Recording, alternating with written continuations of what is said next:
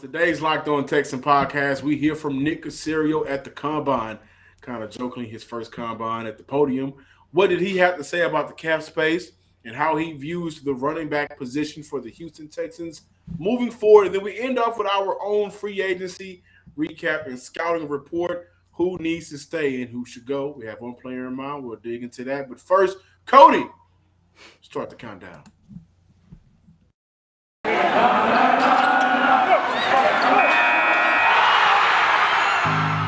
You are Locked On Texans, your daily Houston Texans podcast, part of the Locked On Podcast Network, your team every day.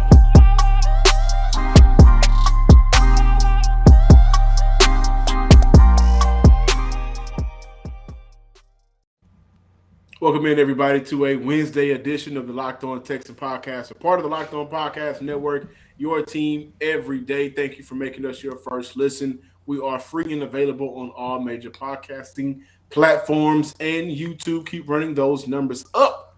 We want to see you down. I'm Johnson, sports guy Hickman, joined by none other than Cody Davis, Sports Illustrated's own beat writer for the Houston Texans. And we got to dive into Nick Caserio, who I think has been winning the press conference battles in the last couple of times we saw him in the press conference, right? Remember last year, doing a lot of talking around questions, didn't really win over anybody. I thought today he did a very good job at his press conference in Indianapolis, at the Combine, like I mentioned to start off the show, his first time at the podium in his 20-plus years, and he started off just kind of saying, our thoughts and prayers to the people that are fighting over in Ukraine and all the refugees. And, that's a great way to start your press conference. But in terms of what he discussed, Cody, the cap came up. The running back position came up. And so those are the two things that we need to look at for today's show because they make a lot of sense. And this is what he had to say about the cap space, about the Texans in the 2022 season. Better situation than they were in last season. That's a fact. Right now they are, I believe, the 16th or 17th team in the NFL in terms of ranking 1 through 32 and who has the most money and who ain't got no money, like the Atlanta Falcons. Good Lord. Matt Ryan he's scheduled to hit $49 million that cap, and I don't know how they going to rework that, but Nick Caserio also mentioned that the Texans can create cap space in various ways. He's also mentioning that the Texans motto is value of the player with their role and try to match those up in terms of how do we want this player to come in and fit into what we want it to do schematically, and is that going to cost too much? Is that contract value, is that going to be too much for the Houston Texans? And if that value of the player goes beyond what the role is it worth pursuing, or do we let them go? I thought that last part was very important in terms of Justin Reed. I think that's the biggest free agent Houston has at this time. And if they're looking at if they're going solely off the market value of safeties, that's a lot of money to pay Justin Reed. But Cody, I do want to focus on the Texans looking at various ways to create cap space. I want to say right now they're between $17 to $18.5 million. I definitely expect Nick Caserio to look at some of the contracts that they now have on the books and rework those contracts like they did last season to create some cap space and who can they move on from, right? It's very important for Houston to at least come out of this free agency with, I think, a higher valued player, right? Last season, they brought in a lot of lower tier players, and that's no disrespect to the players that they brought in, but the Kamu Grugier-Hills, the Christian Kirksey's, the Desmond Kings, a lot of those guys signed those 1 or 2 year deals, and now we're looking at a situation where they perform well. Some of them performed well last season. They may be able to move on. I think Houston has a list of guys that they should re-sign, but with that being said, a lot of those players last year were lower tier players, and I expect Nick Caserio to bump that cap space up between $5 and $6 million. He's going to work whatever he can. Remember the amazing job he did last season where the Texans virtually didn't have any money, so they was able to, rework some deals, restructure some contracts, and they were able to go out and get players. Now they're coming into this season with at least already 17 to $18.5 million. And I expect for him to boost that up for them to be able to go out and get a marquee free agent that makes sense schematically for this team. John, before I start talking about Nick Caserio and what he had to say about the cap and share my own opinions about that, I do want to mention this, and this is something you just alluded to, talking about how Nick Caserio has been winning the press conference as of late. And John, I think it's only because for the first time the Houston Texans are not a circus show. I mean, hell, he was in a combine in Indianapolis, and there was only one Deshaun Watson question.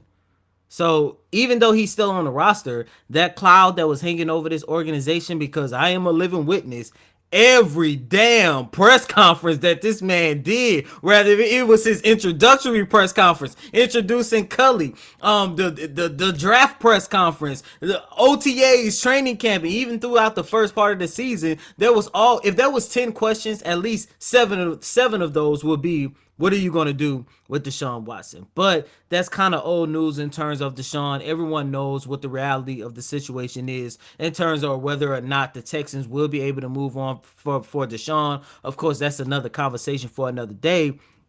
And also, too, and most importantly, they actually have a real head coach. And they have a head coach with a vision. And when you take a look at what Lovie Smith wants to do, and you take a look at the fact that the Texans do want to be a more competitive team in 2022, you got to look at the possibility of Nick Caserio, improving this salary cap in order to sign, I'm not going to say top tier free agents, but at least sign free agents that can actually help the Texans win more than 4 games for the 2022 season. And John, you literally just mentioned how you took what Caserio had to say, and that kind of led you to believe that, it might not be a reunion between Justin Reed. But John, I'm looking at that from a standpoint of, one, and this is something that we already know, Nick Caserio is a general manager who is open for business, and everybody could be dealt.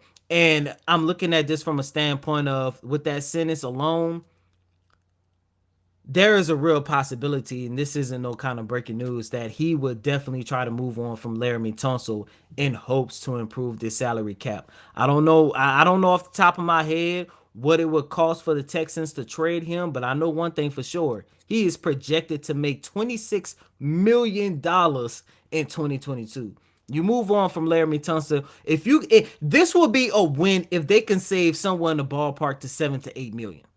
Absolutely. And when we look at the current free agents coming up, that pool of players that, who will be looking for and it's a lot of them that they can get if they are able to save 7 to 8 million. Absolutely. I look at a player like Christian Kirk. We're looking at the wide receiver position, which I'm kind of hinting at the player for the player profile in terms of who should Texans bring back later in the show for free agency.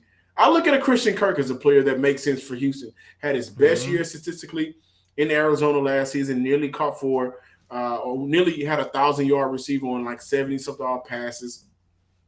Finally found his groove, and I think he can be used in various ways for Houston. Like play him at the slot. He can play some outside as well. He'd make sense in his projected cap space with his cap hit for his contract right now is $11.8 million, according to SpotRack.com. So, there's players out there that make sense for this team. The money is an issue, and you mentioned it. Moving on from Laramie Tunsil, I think is the most important thing. One of the most important things Houston can do this year. And also moving on from Deshaun Watson, so that $40 million ain't on your books, on your hands, and you can kind of get that circus show out of town as well. There's a lot of free agents that are coming out. And, one thing that I loved about Nick Caserio's press conference was he mentioned that what we see from the combine is not going to basically be the end-all, be-all. Right? You may have a good combine, but that won't actually change what we have in mind for how we want to build this roster.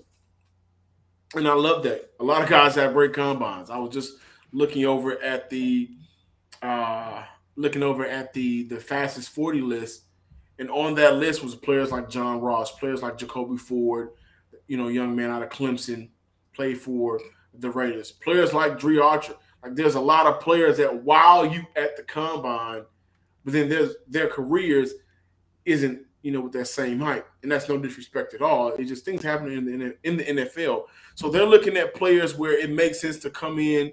They're going to fit what the Texans want to do, and I think free agency will allow you to address the draft in terms of what holes you need to fill. Houston just got to shake it up a little bit with their money, get some extra money so they can spend some money as well.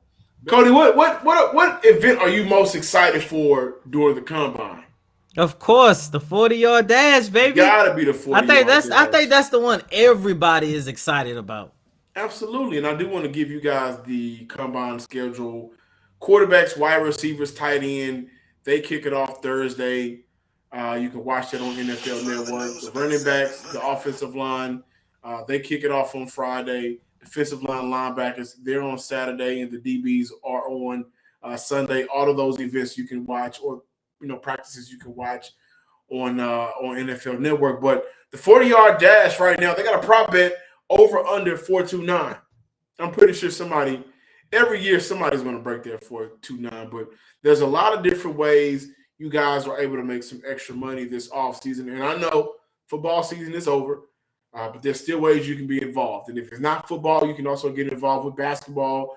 Both college and pro are in full steam. From all of the latest odds, total player performance props to where the next fire coach is going to land, BetOnline.net is the number one spot for all of your sports betting needs.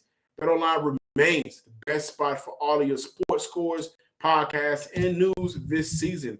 And it's not just basketball, and it's not just football. BetOnline.net is your source for hockey, boxing, and UFC odds, right to the Olympic coverage and information. So head to the website today or use your mobile device to learn more about all of the trends and action, because BetOnline is where the game starts.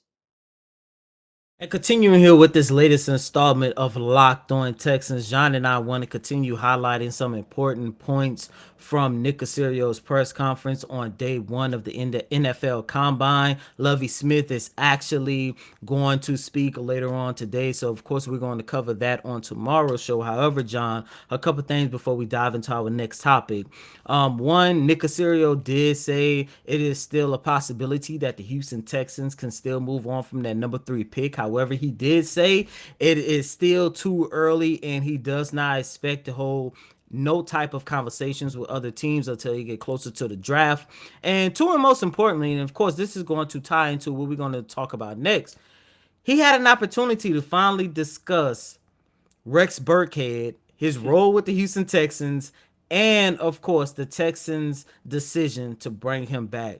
And John, it wasn't one of the most important aspects of Nick Caserio's press conference, but to me at least, it gave light into why the Texans rely so heavily on Burkhead throughout the season, especially the back half of the season. And look, you know me, John, listeners, viewers, I did not want to see nobody from this running back group of 2021 to resign, but as we all know, after he put up a $149 in that win against the Los Angeles Chargers, the Houston Texans did resign Burkhead to a 1-year contract, so he will be a part of this roster for this upcoming season. However, John, listeners and viewers, I like that Nick Caserio shed some light on that decision, because he said the reason why Rex Burkhead's role within this organization, and not only his role but the fact that they actually wanted to bring him back for another season, he said that it was more so of a need, and that lets you know how bad the Texans running back group was throughout the 2021 season.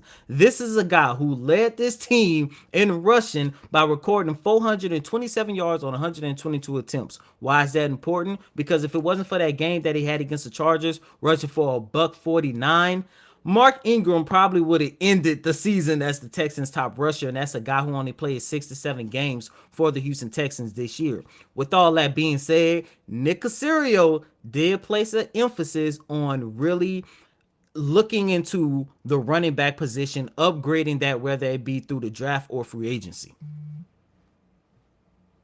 And about damn time, right? but I think, honestly, if we're being honest, I don't think there's nobody that did not expect Houston to address that, right? Like, there's no way you're looking at bringing in Lovie Smith, which you did, or any new head coach. But Lovie Smith got the nod. Pep Hamilton, an upgrade, I believe, will be an upgrade over Tim Kelly. He got the promotion. And if you're really all about making this team better, you're going to look at the weakest parts of your team on your roster. And if you scan that roster, there's no question. You put that roster up in the light, it's going to look funny because the running back room was just terrible last season. Again, no disrespect to none of those players. However, right now, Rex Burkhead and Scotty Phillips are the only two running backs under contract. And Scotty Phillips, bless his heart, he never got an opportunity to show if he can actually play consistently in the league. And I think the Texans may have did a disservice to that young man because at one point of the season, to me, the thought process should have been, why not? Right? Mm-hmm. David Johnson isn't getting it done. Rex Burkhead wasn't good. And the running back group as a whole was just not good. So why not play that young man? When he finally played 1 or 2 snaps here and there. But, overall, I think this is a great free agency for running backs. Got Marlon Mack, got Sony Michel. Cordell Patterson is another player that could potentially be on the leaving out of Atlanta. And he's a player that you can use him in a bunch of different ways. Then you also look at the draft. There's a lot of great running backs that you can draft between the rounds of 3 to 7, where you don't have to overreach on the running back, as Cody would like to do.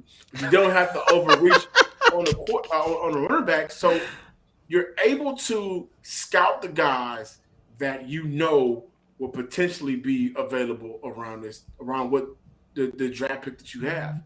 And one thing Caserio mentioned was that last year they had a bulk of players that they knew there was no chance they were going to draft. This is the first year the Houston Texans are drafting in the first and second round in several seasons. So, for Nick, I know he's probably like, boy, I got some players that I like. And last year the first pick was in 67. So you have an opportunity to really scan the draft, and with the first pick, you're picking third. Then you have the second overall. Then you have the second round draft pick. So for Houston, they're going to be able to take care of other positions in this draft, especially after free agency hits. And I expect for them to sign a running back in free agency. And then you'll be able to look at running backs, younger running backs that are going to be cost effective later on in the draft, and that can be more explosive and be more dynamic for the Texans. And so for him to address it, I thought was great. So everybody can finally hear it. There was no way that the Texans were not going to come out of either this draft or this free agency without running backs. It's not going to happen. And I'm glad that he went ahead and put that out there. John, really quick before moving on, and listeners, viewers, I want you guys to chime in as well. I'm really intrigued to know what Nick Caserio has up his sleeve if he moves on from that number 3 pick. And John, he played with the idea of moving on from that number 3 pick again today, and this is something he did. This is the 3rd or 4th time he did this since the season ended. But he played around with that idea. He placed a hefty emphasis on improving the running back position. What about the possibility of the Texans trading that number 3 pick? You get an additional 2nd round pick, and would you be okay if he pursues a running back that way? Because I take a look at a guy like Kenneth Walker out of Michigan. That young man is a stud. Recorded over 16,000 yards in his final season at Michigan. And we always talk about it's very important to get these running backs really, really early because we know their life expectancy in the NFL is extremely short. If he's on the board, I would like to see the Texans select him. Of course, not with the number 3 pick, of course, but 2nd round. Would you say that's still too early to go after a running back, knowing that the backfield, this is still part of, if not their weakest position? I would. I think when you draft a running back in the 1st or 2nd round, early in the 2nd round, I think the rest of your team is kind of, not your roster is pretty decent to where we look at the Steelers drafting Najee Harris. Like, they have a very good defense. Yeah, they could have used an offensive line, but Najee did some good things for the Steelers this year. They also have a very good wide receiving core. At least they did going into the season. And so, yeah, I think for Houston, an early second round pick for a running back, I think that would be a mistake. But that's just me. Again, like with Nick Caserio, he's a wild card type of guy. I trust his scouting. I trust that he will make a decision in terms of bringing in a player that makes sense for Houston. And by the way, he shouted out and sung praises for Roy Lopez, called Roy Lopez, the best, well, the more consistent rookie from last year's draft, and I think he was in terms of what he was able to do with his role. But before we move on, Cody, Nick Caserio, there's a lot we can pull away from this conversation from the press conference. But Nick Caserio also mentioned that the tight end position is really going to be a spot of investment, and that 12 personnel formation can show what opponents is going to do. And he also said he expects new faces at the tight end position next year. That's something I've been saying for the longest.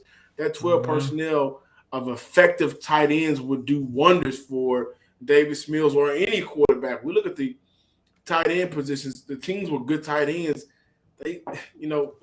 Lamar Jackson, when they had Mark Andrews, Hayden Hurst, and Nick Boyle, that was the best tight end group in the league. And it helped out Lamar Jackson not being this, amazing pass or, accurate pass. Just able to have those guys that you can dump it off to. Mark Andrews did amazing with Lamar Jackson these last couple of years because they have that chemistry right there. So I would look at the tight end position as a position that the Texans address in free agency or the draft. Mark my words, John and listeners. If Nick Caserio moves on from that number 3 pick, I guarantee you he will be in a position where he will have 3 picks in the top, 62, 64. I guarantee you we're going to see them go offensive lineman, DB running back, or DB offensive lineman running back. I think that's where we headed. If he trades that number 3 pick, he has something up his sleeves. And you know what? I like to say this. I was on the Kyle Hamilton train, and I'm not necessarily hopping off. I'm just still chewing the train that I was on initially. And I'm saying Ahmad Gardner, y'all call him Sauce Gardner. One NFL exec called him the best defensive player in the draft. And he has – this guy's – man, I think he's a stud. Your passer rating – quarterback's passer rating into passes going into the ground are higher than passes targeted where Ahmad Gardner was in coverage. I would be listen. The Texans have Tavierre Thomas, who showed improvement last season. The Texans have Desmond King, who was pretty good for the Texans last season. However, there's no cornerback that stands out on this roster.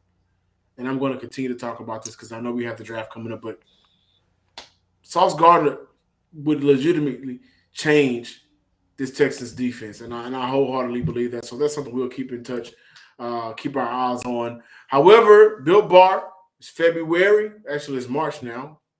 And, Cody, I was working out at the gym, getting it in, man. I put boxing into my regimen, my workout regimen, getting it in, man, my routine. And I was tired afterwards. And I heard my stomach growl, like one of those I'm hungry growls. Didn't want to go home and make a sandwich. I knew that would kind of defeat the purpose of working out. In the car, guess what I remembered I had? A Built Bar. The best tasting protein bars out on the market. The reason why I love those Built Bars is, number one, the taste, the flavors that you can choose from, but it is covered in 100% real chocolate. They're low calorie, high protein. You can replace your candy bar with these. And the one thing that I love about it the most is not a lot of those carbs. Most Built Bar contain 130 calories, 4 grams of sugar, 4 net carbs, and 17 grams of protein.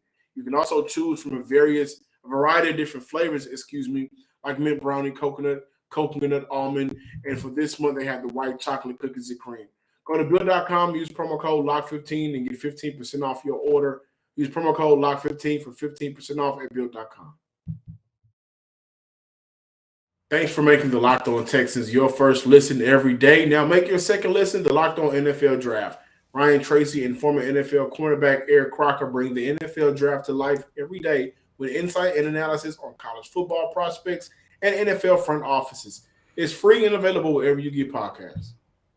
With this Wednesday installment of Locked On Texans, John and I want to continue with our series looking at Texans free agents who are set to hit the market in the next few weeks. The next guy on our list is a guy that I'm actually rooting for, and I'm hoping that he actually has an opportunity to return to the Houston Texans, and that guy is wide receiver Chris Moore. I know his name isn't big. However, when you take a look at the work that Chris Moore did this season, I loved it. This was a guy who signed with the Texans last offseason, got cut, was brought back to be part of the Texans practice squad, and then he had an opportunity to touch the field after Danny Amendola got hurt, I believe, during the second game of the season with a hamstring injury against the Cleveland Browns. And by the way, that was a terrible game for injuries for the Houston Texans. They had like 10 injuries, and Justin Reed and Tyrod Taylor was like 2 of the 10 players that got hurt. But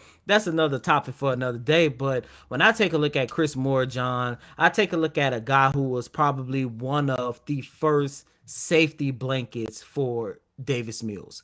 And I think we all can agree, whether you like Mills or not, we on this show do. I'm definitely rooting for Davis Mills, but one of the top priorities for the Houston Texans should be to continue surrounding Davis Mills with a lot of options. When I take a look at a guy like Chris Moore, I'm looking at the growth that this young man has built with Davis Mills, because this is a guy that Davis Mills been throwing to ever since the early days of OTAs, and you saw the chemistry early, especially considering that both of those guys went hand in hand, having their career best performances during that Week 5 loss against the New England Patriots. We know what type of performance Davis Mills put out there on the field, but when you take a look at Chris Moore, he had an opportunity. I think it was 6 catches for like 110 yards, and when I take a look at his overall production, I'm not saying that he should be the Texans' top tier wide receivers, but he should be a secondary option, and he has already proven that he can be